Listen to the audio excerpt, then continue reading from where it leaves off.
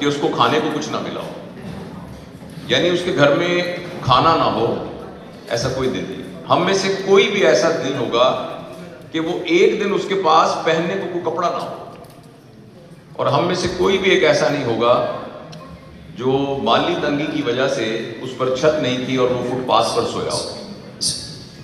جبکہ اس وقت جب ہم یہ بات کر رہے ہیں، دنیا میں کروڑوں لوگ ایسے ہیں جن کو کئی دن سے کھانا نہیں ملا۔ کئی افریقہ میں بچے ایسے ہیں کہ جن کو دودھ نہیں ملا، اور آپ نے وہ ایک تصویر دیکھی ہوگی، ایک بڑے مشہور فوٹوگرافر نے کھینچی تھی کہ جس میں ایک گدھ ایک بچے کے مرنے کا انتظار کر رہی ہے کہ وہ مرے تو آ کے اس کو کھائے۔ تو دنیا میں اس قدر زیادہ بھوک ہے، اس قدر زیادہ افلاس ہے، اس قدر زیادہ بیماری ہے، اس قدر زیادہ غربت اور تنگ دستی ہے۔ اس سے ذہن میں یہ آتا ہوگا کہ شاید دنیا میں وسائل موجود نہیں ہیں، دنیا میں سرمایہ موجود نہیں ہے، لیکن بات اس کے بالکل الٹ ہے۔ اس دنیا میں صرف 50 لوگ ایسے ہیں کہ ان 50 لوگوں کی دولت سے پورے کرۂ ارض کی غربت ختم ہو سکتی ہے۔ صرف 50 لوگ ایسے ہیں کہ ان کی اتنی دولت ہے کہ ان کی دولت سے پوری دنیا کی غربت، وہاں کا بھوک، وہاں کا افلاس، وہاں کا ہیلتھ ایشو، وہاں کے ایجوکیشنل ایشو سارے سارٹ آؤٹ کیے جا سکتے ہیں۔ دنیا میں ایسے بہت سے لوگ ہیں کہ جن کی آمدنی سالانہ نہیں ہے، ماہانہ نہیں ہے، ہفتہ وار نہیں ہے، روزانہ نہیں ہے، فی گھنٹہ نہیں ہے، فی منٹ نہیں ہے، فی سیکنڈ ملینز آف ڈالرز۔ جب وہ رات کو سو رہے ہوتے ہیں تو سیکنڈز کے حساب سے ان کی آمدنی میں بلینز آف ڈالرز اکٹھے ہو رہے ہوتے ہیں۔ بل گیٹس، ایلون مسک، ان سب کے نام آپ نے سنے ہیں، لیکن تھوڑی دیر کے لیے ہم اپنے بھی گریبان میں جھانک کے دیکھیں کہ ہمارے پاس جو کچھ ہے کیا وہ سارا صرف ضرورت کے لیے ہے کہ اس کے اندر بہت سارا ہماری خواہش کی وجہ سے ہے۔ جب ہمیں سونے کے لیے، میں خدا نخواستہ بالکل پیسے کی نفی نہیں کر رہا، میں نوجوانوں کو بالکل یہ نہیں کہنا چاہتا کہ آج کی گفتگو کے بعد آپ سارے درویش ملنگ بن جانا اور بالکل کمائی کی محنت کو چھوڑ دینا، میں ایسا بالکل نہیں کہہ رہا۔ ہم پیسے کی نفی نہیں کر رہے، ہم صرف یہ کہہ رہے ہیں کہ پیسے کو ایک پرپس کے طور پر اپنی زندگی میں لا کر اسی کے گرد ہی اپنی پوری زندگی کو ریوالو کرتے جانا، یہ دنیا کی سب سے بڑی حماقت ہے۔ پیسہ بہت ضروری ہے، مگر پیسہ ایک ذریعہ ہے کسی مقصد کو حاصل کرنے کا۔ پیسہ ایک مینز ہے ٹو اچیو اے پرپز، پیسہ خود پرپز نہیں ہے۔ لیکن بدقسمتی سے اگر ہم اپنے گریبان میں جھانکیں، میں اپنے آپ کو بھی شامل کرتا ہوں، تو ہماری زندگی کے اندر مین چیز اور ہمارے بچوں کی تربیت میں مین چیز یہ ہے کہ یہ پیسہ کمانے کی اچھی مشین کیسے بن سکتا ہے۔ بچہ جب گھر میں پیدا ہوتا ہے تو پہلے دن سے ہم کہتے ہیں اس کو ہم انشاءاللہ بہت اچھے اسکول میں داخل کرائیں گے، پھر ایک اچھے کالج میں داخل کرائیں گے، پھر یہ او لیول کرے گا، پھر یہ اے لیول کرے گا، یا ایف ایس سی میں 11 میں سے 11 نمبر لے گا، پھر ایم ڈی کیٹ کرے گا، یا انجینئرنگ یونیورسٹی کا امتحان پاس کرے گا، یا لمس کا ایگزام پاس کرے گا، پھر یہ ڈاکٹر بنے گا، پھر یہ USMLE کرے گا، پھر یہ ملک سے باہر چلا جائے گا، اور وہاں جا کے میں فخر سے کہوں گا الحمدللہ میرے 4 بیٹے ہیں، ایک بیٹا آسٹریلیا میں، ایک دبئی میں ہے، ایک جو ہے وہ اس کا بزنس ہے بہت بڑا، اور یہ ہے تو 3 بچے ہیں، تینوں بڑے کامیاب ہیں۔ میرے البتہ ہارٹ میں 3 سٹنٹ پڑ چکے ہیں اور میں کسی بھی وقت فوت ہو چکا ہوں۔ یہ ایک عام آدمی کی کہانی ہے جو اپنے آپ کو بہت کامیاب سمجھتا ہے، اور اسی دوڑ میں پھر آگے ہمارے بچے لگ جائیں گے، پھر ان کے بچے ہوں گے، اب پھر ہم ان کو اسی دوڑ میں لگانا شروع کر دیں گے۔ ضرورت کی حد تک یہ بہت ضروری ہے۔ اگر ہماری ضرورت یہ ہے کہ ہمارا ہر پاکستان کے شہر میں ایک کنال کا بنگلہ ہونا چاہیے، اگر ہماری جینون ضرورت ہے تو آپ اس کو ضرور بنا لیں۔ اگر آپ کی ضرورت یہ ہے کہ آپ کے پاس ہیلی کاپٹر مسرور میں ہونا چاہیے تو آپ ہیلی کاپٹر ضرور لے لیں۔ مسئلہ یہ ہے کہ ہم ضرورت اور خواہش کے درمیان لکیر نہیں کھینچ سکتے، اور بہت ساری چیزیں جس کو ہم ضرورت سمجھتے ہیں وہ ایکچولی ضرورت نہیں ہوتی، وہ ہماری خواہش ہوتی ہے، اور وہ جو خواہش ہوتی ہے اس کے لیے ہم جو کچھ اکٹھا کرتے ہیں وہ ان لوگوں کا حق ہے جو فٹ پاتھ پہ سو رہے ہیں، وہ ان لوگوں کا حق ہے جن کو رات کو کھانا نہیں ملا، یہ ان لوگوں کا حق ہے جن بچوں کو دودھ نہیں مل رہا اور ان لوگوں کا حق ہے جن کو وقت پر دوائی نہیں مل رہی.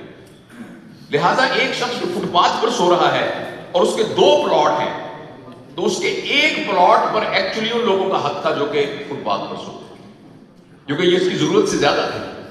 اس نے اپنی خواہش کی تکمیل کے لیے ایسا کیا ہوا ہے.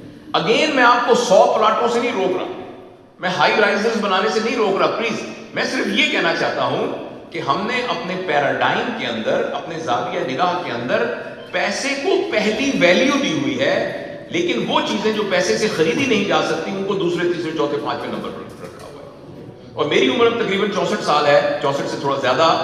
میں نے اپنی زندگی میں وہ ٹائم دیکھا تھا جس میں پیسہ پہلی ویلیو نہیں تھی.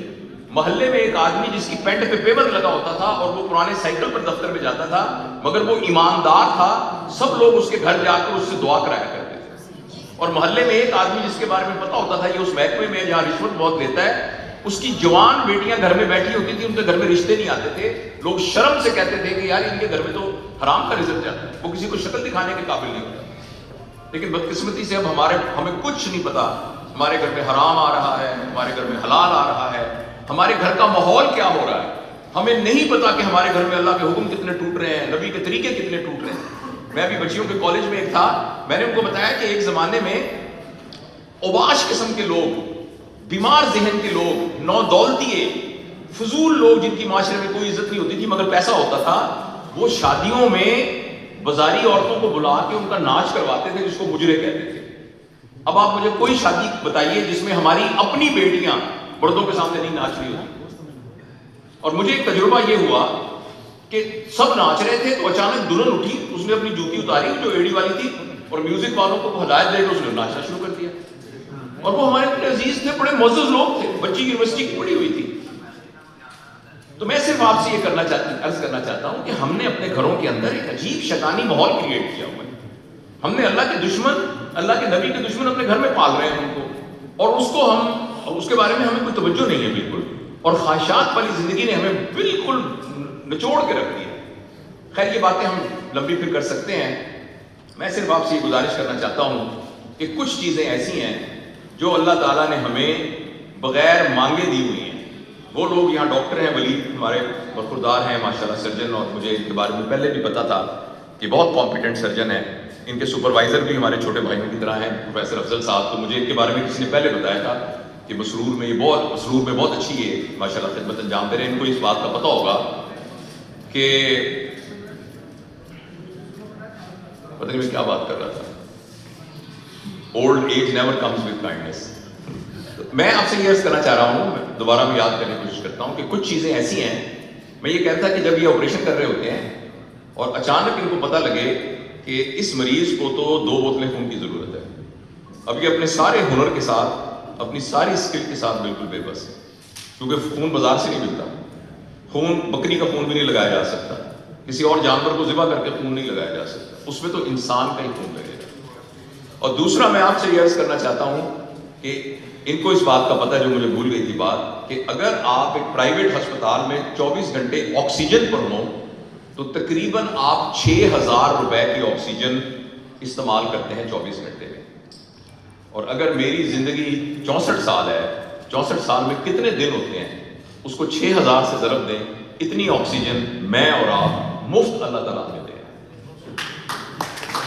اسی طریقے سے ہوا ہمیں اللہ مفت دے رہا ہے، روشنی اللہ تعالیٰ ہمیں مفت دے رہا ہے، اور اللہ تعالیٰ نے ہم سب کو خون دیا ہے جو کہ ہماری ضرورت سے زائد ہماری رگوں کے اندر دوڑ رہا ہے. اور ایک آدمی اگر ہر 3 مہینے کے بعد ینگ آدمی 1 بوتل خون کی دے تو اس کی صحت خراب ہونا تو دور کی بات، اس کی صحت بہت اچھی ہو جاتی ہے. اور سب ڈاکٹر اس بات پر متفق. آپ کو پتا ہوگا ایک زمانے میں جونکے لگانا ایک علاج ہوتا تھا. نبی کریم صلی اللہ علیہ وسلم سے بھی اس بات کا ثابت ہے، وہ جونکے لگانا، تو وہ وینی سیکشن اس کو کہتے تھے. خون کو نکال لیا جاتا تھا اور خون کا نکل جانا ایک علاج تھا. تو ہمارے جسم میں سے اگر 3 مہینے بعد ایک خون نکل جائے گی ایک بوتل تو ہماری صحت بہت بہتر ہو جائے گی. یہ اللہ نے ہم سب کو دیا ہوا ہے. تو میں سے عرض کرنا چاہتا ہوں کہ اس خون کو نکال کے، اب ایسا تو نہیں ہے کہ آپ اس کو نکال کے گلاس میں ڈال کے کسی کو پلا دیں گے، اس کے لیے ہمیں ایک پورا سسٹم درکار ہے، اور اس سسٹم کا نام ہے بلڈ بینک. دوسرا یہ کہ جو خون کی ایک بوتل ہے، ہر مریض کو صرف خون نہیں چاہیے ہوتا، کسی کو اس میں سے صرف ریڈ بلڈ سیل چاہیے ہوتے ہیں، کسی کو صرف وائٹ بلڈ سیل چاہیے ہوتے ہیں، کسی کو پلازما پروٹینز چاہیے ہوتی ہیں، کسی کو پلیٹلیٹس چاہیے ہوتے ہیں. تو لہٰذا ایک خون کی بوتل اصل میں 4 لوگوں کی زندگی بچا سکتی ہے، مگر اس کے لیے ہمیں اکوپمنٹ چاہیے، ٹرینڈ پیپل چاہیے، لوگ چاہیے. اب آپ ذرا امیجن کریں، میں کسی کی مثال نہیں دیتا، اپنی مثال دیتا ہوں. میرا اپنا بھائی، پسرور کا میں رہنے والا ہوں، مگر میرا اپنا بھائی خدا نہ خواستہ کسی حادثے کا شکار ہو جائے اور ولید صاحب کہیں کہ میں حاضر ہوں اس کا آپریشن کرنے کے لیے، مگر 3 بوتلیں خون چاہیے، تو مجھے بتائیں یہ واقعہ اللہ ہم سب کو محفوظ رکھے، مگر ہم میں سے کون ہے جو یہ کہہ سکتا ہے میرے ساتھ یہ واقعہ نہیں ہو سکتا؟ ہم میں سے ہر ایک کے ساتھ یہ واقعہ ہو سکتا ہے، لیکن اللہ ہمیں محفوظ رکھے. ہم میں سے کسی کے گھر میں بھی تھیلاسیمیا والا بچہ پیدا ہو سکتا ہے جس کو ساری زندگی کے لیے خون چاہیے. ہمارے گھر کی خواتین میں سے بچے کی پیدائش کے دوران خون ضائع ہو سکتا ہے جن کو خون چاہیے. اب مجھے بتائیں کہ پسرور میں تو اس کی سہولت ہے بلڈ بینک؟ اگر پسرور آپ میں سے کتنے لوگ ہیں جن کے پاس آئی فون ہے؟ اور کتنے لوگ ہیں جن کے پاس اسمارٹ فون ہے؟ صرف 4 لوگوں کے پاس اسمارٹ فون ہے. آپ میں سے کتنے لوگ ایسے ہیں جن کا اپنا گھر ہے؟ آپ میں سے کتنے لوگ ایسے ہیں جن کے گھر میں موٹر سائیکل ہے؟ آپ میں سے کتنے لوگ ایسے ہیں جن کے پاس کار ہے؟ آپ میں سے کتنے لوگ ایسے ہیں جن کا ایک سے زیادہ گھر ہے؟ وہ بھی ہیں کم سے. تو میرے دوستو، آپ میں سے کتنے لوگ ایسے ہیں پسرور کے کہ اللہ نہ کرے ان کے کسی پیارے کو بلڈ کی ضرورت پڑے تو ان کے لیے بلڈ بینک موجود ہے؟ ایک بھی ہاتھ نہیں کھڑا ہوگا. تو مجھے بتائیے کہ اگر ہم یہ سوچ رہے ہیں کہ یا اللہ مجھے تو توفیق دے، میں اپنا گھر بناؤں، اپنا میرے چھت ہونی چاہیے، میں کب تک کرائے میں پھرتا رہوں گا، یا اللہ میرے ساتھ والے سارے گاڑیوں پہ پھر رہے ہیں، مجھے بھی کوئی آلٹو ہی گاڑی کی تو اللہ دے دے مجھے. اگر ہم میں پھر تھوڑا فون میرا پرانا ہے بٹنوں والا، میں کوئی آئی فون ہی لے لوں. اگر آپ کے دل میں اس طرح کی کوئی خواہش آ رہی ہے، اس طرح کی خواہش کیوں نہیں آئی کہ یا اللہ میرا بیٹا، میرا بھائی، میری بیٹی، میری بہو، اس کو کوئی مسئلہ ہو گیا تو لاہور سے کیسے خون آئے گا؟ وہ کیسے بچے گا؟ اور چلو میری کوئی بات نہیں، میرے پاس تو گاڑی ہے، میں تو افورڈ کرتا ہوں، میں گاڑی میں بیٹھ کے اپنی بیٹی کو لاہور لے جاؤں گا، اپنی بیٹی کو اسلام آباد لے جاؤں گا. لیکن وہ جو چاچا خیرہ بالکل پیری فری میں رہ کے صبح جو ہے وہ ایک کنوؤں کی ریڑھی لگاتا ہے، اس کی بہو کو اگر بلڈ کی ہوئی تو وہ کہاں سے لائے گا؟ تو میرے بہت ہی پیارے بہنوں اور بھائیوں، یہ میری اور آپ کی ضرورت ہے، یہ حکومت کی ذمہ داری ہونی چاہیے. لیکن حکومت کی اب کیا بات کریں؟ اگر کوئی ہمارے بیوی بچوں میں سے، ہمارے بہن بھائیوں میں سے کوئی جان کی جس کو لالے پڑے ہوں گے تو ہم کس کو شکایت کریں گے؟ اپنے آپ کو شکایت کریں گے کہ اگر میں ایک آئی فون خرید سکتا ہوں، سیمسنگ گیلیکسی خرید سکتا ہوں، اگر میرے ایک سے زیادہ پلاٹ ہیں، اگر میرے پاس ضرورت سے زیادہ گاڑیاں موجود ہیں، میرے گھر میں زیادہ موٹر سائیکل، میرے گھر میں ضرورت سے زیادہ زیور موجود ہیں، میں برانڈ کے بغیر کپڑے کوئی نہیں پہنتا، میں ہر سال ایک نیا سوٹ بناتا ہوں، تو میرے شہر میں بلڈ بینک کیوں نہیں ہے؟ اور یہ بلڈ بینک کتنے کی بنے گی؟ آئی ایم شیور کہ اس پورے مجمع کے اندر کئی لوگ ایسے ہوں گے کہ ان ایک بندے کے پیسے سے یہ بلڈ بینک بن سکتی ہے. مجھے نہیں پتا یہاں زمین کی کیا قیمت ہے، لیکن میرا اندازہ ہے کہ چھوٹے شہروں میں زمین کی قیمت زیادہ ہوتی ہے بڑے شہروں کی نسبت. یہ پوری کی پوری بلڈ بینک ایک بندہ افورڈ کر سکتا ہے، ایک بندہ جس کو یہ خیال آئے. ایک ملکہ تھی جن کا نام زبیدہ تھا. تو یہ واقعہ آپ نے سنا ہوگا، پتہ نہیں سچ ہے یا غلط ہے، مگر اس کے اندر ایک بڑا سبق ہے. تو ایک بزرگ تھے، وہ کہیں ریت کے پاس سمندر کے کنارے وہ سیر کرنے گئی، تو وہ ریت میں بیٹھے اپنا پیر ڈال کے تو ایسے ریت کے گھر بنا رہے تھے. تو انہوں نے دیکھ لیا تو وہ فوراً ان کے پاس گئی اور جا کے، ان کو بہلول نام تھا ان کا، جا کے کہنے لگی یہ بابا جی کیا بنا رہے ہیں؟ انہوں نے کہا جنت کا گھر ہے، 1 لاکھ درہم میں ملے گا. تو اس نے اپنے وزیر کو کہا کہ ان کو 1 لاکھ دے دو. اس نے کہا یہ پاگل سا بابا بیٹھا ہوا ہے، یہ کیا ریت کا پیر ڈال کے بنایا ہوا ہے، یہ کیا مطلب آپ کیا کر رہی ہیں؟ ایسے وزیر مشورہ دیتے ہیں نا، 1 لاکھ درہم آپ کیوں خرچ کر رہی ہیں؟ اس نے کہا نہیں میں نے تمہیں آرڈر کیا ہے کہ تم دے دو. وہ بڑا ریزسٹ کرتا رہا، لیکن ظاہر ہے وہ ملکہ تھی، اس نے دے دیا. رات کو جب وزیر سویا تو اس کو خواب میں نظر آیا کہ ملکہ ایک جنت کے باغ کے اندر ٹہل رہی ہے. تو وہ بھاگا بھاگا ان کے پاس گیا اور جا کے کہنے لگا ایک مجھے بھی گھر دے دے. اس نے کہا نہیں، یہ اندیکھے کا سودا ہے، یہ دیکھے کا سودا نہیں ہے. اگر میں آپ کو ایک بات کہوں اور آپ وقتی طور پر میری بات کو یقین کر لیں کہ اس وقت کیا بجے ٹائم کیا ویسے 2:15 پر غور سے سنیے گا اور یقین کیجیے گا اس بات کا. 2 بچے لوگ ہیں پیچھے توجہ ہے کر سکتی. 2:15 پر ہم سارے فوت ہو جائیں گے. 2:15 پر ہم سارے فوت ہو جائیں گے. اب ہمیں آ کے ایک بندہ کہتا ہے کہ ڈاکٹر صاحب ایک لیپروسکوپ مل رہی ہے سستی، ویسے تو ہے وہ 12 لاکھ کی، آپ کو 6 لاکھ کی مل جائے گی. آپ کے خیال میں ڈاکٹر صاحب کیا کہیں گے؟ وہ دفع کر یار، میری زور کی نماز جا رہی ہے، پہلے میں نماز پڑھ لوں. کوئی کسی کو کہتا ہے کہ ایک بندہ پلاٹ دے رہا ہے بالکل بہت سستا، اس نے انگلینڈ جانا ہے پلاٹ دے رہا ہے، اور وہ ویسے 3 لاکھ روپے مرلہ تھی، وہ 50 لاکھ روپے مرلہ دے رہا. آپ کہیں دفع کر 50 لاکھ مرلے کو، مجھے ذرا گاؤں میں جانے دو، میں اپنے چچا سے معافی مانگ لوں، کل میں نے ان کے ساتھ لڑائی کی تھی. اگر ہمیں آج پتہ لگ جائے کہ 2:15 پر میں نے نہیں ہونا، تو یہ اندیکھے کا سودا ہے نا. لیکن سم ہاؤ ہمارے دل میں، میں بھی اس میں شامل ہوں، یہ ہے کہ چنگا بھلا ہوں، مجھے کیا ہوا ہے، میں تو بھی زندہ ہوں، میں تو بھی زندہ رہوں گا. جو مرتے ہیں وہ تو اور لوگ ہوتے ہیں.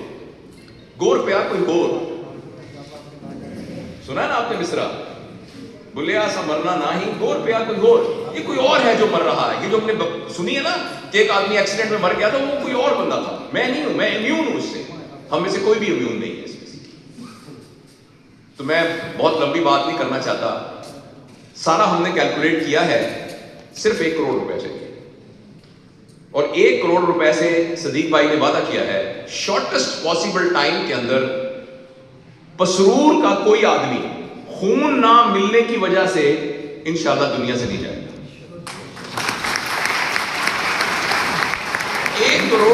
1 کروڑ روپے میں 100 لاکھ ہوتے ہیں، 100 لاکھ ہوتے ہیں، اور 1 لاکھ روپے میں 100,000 ہوتے ہیں. آسان سے یونٹ ہے، ان کو یونٹ میں تبدیل کر لیجیے. اگر کوئی 1 روپیہ دے گا تو 1 کروڑ روپے میں سے 1 روپیہ کم ہو جائے گا. 10 روپے دے گا تو 10 روپے کم ہو جائیں گے. 100 روپے دے گا 100 کم ہو جائیں گے. 1 لاکھ دے گا تو باقی 99 لاکھ رہ جائیں گے سارے. 10 لاکھ دے گا تو 90 لاکھ رہ جائیں گے. اور یہ کوئی بڑی بات نہیں ہے. اگر ہم خود اپنے اندر دیکھیں تو ہم افورڈ کر سکتے ہیں، ہم کرتے ہیں. آپ میں سے بہت سارے دوست ہوں گے جن کے گھر کروڑوں روپے سے زیادہ ہیں، اور اس کے ایک کمرے میں ہم سوتے ہوں گے، باقی کمروں کے اندر ویسے ہم نے کنیاں لگا کے رکھی ہوں گی. جن کے 2 کنال کے گھر ہیں نا، ان گھروں میں سے اکثر جو ہے ان کے کمرے بند ہوں گے. وہ صرف نوکروں کی صفائی ستھرائی کرنے کے کام آتا ہوتا ہے، کیونکہ ہم نے تو 6 فٹ بائی 4 فٹ کے ایک بیڈ پہ سونا ہوتا ہے بس. تو ہم سب افورڈ کرتے ہیں. لیکن مسئلہ یہ کہ اس 2 کنال کا گھر سب کو نظر آ رہا ہے تو ہمیں لگتا ہے کہ یار بڑی میری اچیومنٹ ہے. آپ کی بڑی گاڑی سب کو نظر آ رہی ہے، اچیومنٹ ہے. لیکن یہ جو میں چپ کر کے پکڑا رہا ہوں کسی کو 1 کروڑ روپیہ، یہ کدھر گیا؟ یہ وہ زبیدہ کا اندیکھے کا سودا ہے. ہم سب کو اس بات کا پتہ ہے ہم نے مر جانا ہے، اور مرنے کے بعد ایک لمبی زندگی شروع ہونے والی ہے، اور اس میں صرف وہ ہمارے ساتھ جائے گا جو ہم نے اپنی ذات کے علاوہ کسی کے اوپر خرچ کیا. تو دوستوں میں بہت لمبی بات نہیں کرتا. ہمیں بھی جھولی پھیلانے کے لیے جانا پڑے گا، ڈسکا میں بھی اور سمڑیال میں بھی، آپ کے سامنے بھی. میں نے عبدالستار عیدی صاحب سے 3 دفعہ ملا ہوں. 1 دفعہ مجھے ابو ظبی کی ایئرپورٹ پر ملے تھے، اور 2 دفعہ میں نے ان کو سڑک پہ کھڑے دیکھا. 1 دفعہ ملتان میں، 1 دفعہ کسی اور شہر میں، مجھے یاد نہیں. دونوں دفعہ انہوں نے ایسے کیا، ایسے کہا سے میں نے دیکھا، میں نے کہا یہ تو عبدالستار عیدی صاحب. میں فوراً ان کے پاس گیا اور ایسے ایک عاجزانہ طور پر میں نے ان کے گھٹنوں کو ہاتھ لگایا، ایسے ان کا ہاتھ چوما. اور بڑے آدمی تھے، اور ہاتھ ایسے کر کے وہ کھڑے تھے، لوگ اس میں پیسے ڈالے. اب مجھے آپ ایک بات بتائیں، ایک آدمی جو 2 مرلے کے مکان میں رہا، جس کی ٹوپی پر میل لگی ہوتی تھی، جو چپلی ٹوٹی ہوتی تھی اور دھاگے سے گندی ہوتی تھی، اس جیسا بندہ پاکستان نے کو پیدا کیا ہے؟ آپ میں سے میں آپ کا منہ میری طرف ہے نا, میرا منہ اس طرف ہے, میں آپ میں سے کچھ لوگوں کی آنکھوں میں آنسو دیکھ رہا ہوں. عبدالستار ایدھی کا نام لیتے ہوئے آنکھوں میں آنسو آتے ہیں. جب وہ اس دنیا سے جانے لگے تھے نا, بیمار تھے نا کافی, تو انہوں نے کہا میری آنکھوں کو بھی میں نے عطیہ دینا ہے. ان کا ہارٹ وغیرہ اس قابل نہیں تھا کہ ڈونیٹ کیا جا سکے, مگر انہوں نے آنکھوں کا عطیہ دینا تھا. تو انہوں نے کہا کہ جب میں مروں کچھ دن پہلے تو میری آنکھیں اس سے فوراً نکال لینا تاکہ کسی کے کام آ جائیں. اور ایک فکرہ انہوں نے اور کہا, جس کو میری آنکھیں دینا اس کے ساتھ میرے خواب بھی اس کو دینا, صرف آنکھیں نہ دینا. اور میرے دوستو, ہمارے نبی پاک صلی اللہ علیہ وآلہ وسلم نے بھی ہمیں خواب دکھائے. حضرت خباب بن الارت جن کو کافروں نے اتنا جلایا کہ ان کے زخم میں گڑے پڑ گئے, اور جس لوہے سے وہ جلا رہے تھے وہ ٹھنڈا ہوا ان کی چربی کے پگھلنے کی وجہ سے. جب یہ بات نبی کریم صلی اللہ علیہ وسلم کے پاس پہنچی تو ہم کیا توقع رکھتے ہیں؟ نبی صلی اللہ علیہ وسلم تمہیں تکلیف تو نہیں ہوئی, تمہیں درد تو نہیں ہوا؟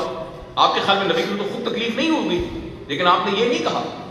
آپ نے ان کو خواب دکھایا اور آپ کو ان کو یہ کہا کہ تمہیں اس کے بدلے میں جنت کے اندر یہ ملے گا, تمہیں اس کے بدلے میں جنت کے اندر یہ ملے گا. اللہ کے نبی نے خواب دکھایا. جب وہ غار سور کے اندر تھے, آپ نے سنا ہوگا واقعہ, اور کافر ان کو پکڑنے کے لیے پہنچ گئے تو سراقہ نامی ایک غلام تھا جس نے نبی کریم صلی اللہ علیہ وسلم کو پہچان لیا, وہ ان کو پکڑنے لگا. اب اس وقت جب زندگی موت کا مسئلہ ہوتا ہے, نبی کریم صلی اللہ علیہ وسلم نے کیا کیا؟ انہوں نے سراقہ سے پناہ نہیں مانگی, سراقہ کو خواب دکھائے. سراقہ کو کہا کیا وقت ہوگا جب تمہارے ہاتھوں کے اندر کسرا کے کنگن ہوں گے. اور اللہ تعالیٰ نے سراقہ کو حضرت سراقہ رضی اللہ تعالیٰ عنہ بنا دیا.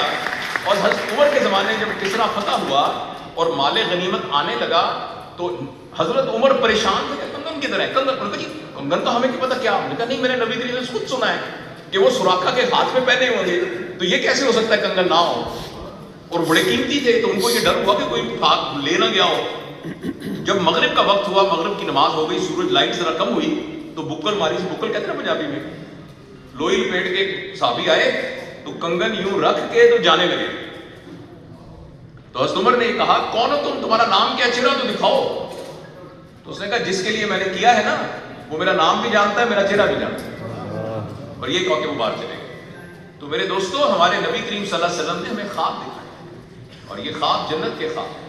حضرت عمر رضی اللہ تعالیٰ عنہ تشریف لائے نبی کریم صلی اللہ علیہ وسلم کے پورے, خود حضرت عمر رضی اللہ تعالیٰ عنہ کے جو روٹی تھی وہ کوئی بندہ چبا نہیں سکتا تھا, اتنی وہ اپنے اوپر مشقت ڈالتے تھے.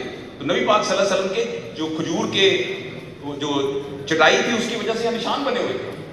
تو حضرت عمر رضی اللہ تعالیٰ جیسا ایمان والا بندہ, انہوں نے یہ کہا کیا اللہ موجود نہیں ہے؟ انہوں نے کہا موجود ہے. انہوں نے کہا کیا آپ اللہ کے نبی نہیں ہیں؟ انہوں نے کہا اللہ کے نبی ہیں. تو پھر یہ کیسرا اور سارے ریشمی بستروں پر بیٹھے, اور اللہ کا نبی جو ہے اس کی اس طرح کی مشقت والی زندگی ہو.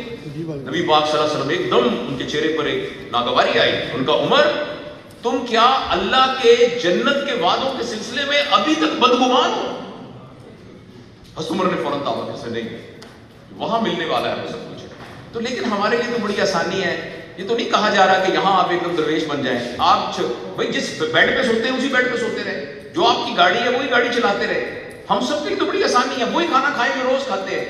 لیکن اللہ کے دیے ہوئے مال میں سے آپ اپنے مسرور کے اپنے بہن بھائیوں کے لیے تو مہربانی کر کے 2-4 دن کے اندر 1 کروڑ روپیہ اکٹھا کر کے دے دیں صدیق بھائی کو. اور صدیق بھائی کو نہیں دینا, اس کی ایک سسٹم ہے پورا, وہ آپ کے یہاں لوکل خالد بھائی کے پاس ہوگا, یا اس کو مانیٹر کریں گے. اس کے ممبر وہ لوگ ہوں گے جو آج یہاں اپنا فارم بنائیں گے. کم از کم آج سارے بچے جتنے نوجوان بھی ہیں پلیز آج ممبرشپ فارم بھر کے جائیں, کیونکہ آپ میں سے کچھ لوگ ایسے ہوں گے کہ جن سے ہمیں صرف بلڈ چاہیے ہوگا. وہ بچے تو نہیں کماتے نا یہ, تو یہ اپنا بلڈ دے سکتے ہیں. اور اس دن ہم ایک تقریب میں گئے تھے اور ڈائبٹیز سینٹر میں, تو ایک بچہ آیا اور وہ کوئی بہت امیر آدمی نہیں تھا, اس کے ماں باپ, تو اس نے اپنی پاکٹ منی میں سے نا 2000 روپے دے کے گیا. سن رہا تھا بیٹھ, اپنی پاکٹ منی میں سے 2000 روپے دے کے گیا. ایک خاتون آئی, اس نے آ کے کہا میں بڑی باتیں آپ کی سنی ہیں مجھے, اور تو میری ایک انگوٹھی تھی, آپ انگوٹھی لے لیں. تو بس میں اپنی بات ختم کرتا ہوں. صدیق بھائی کو کہوں گا کہ ذرا پلیز اوپر تشریف لائیں. بھائی خالد صاحب سے بھی گزارش ہے کہ وہ بھی تشریف لائیں. اور حافظ صاحب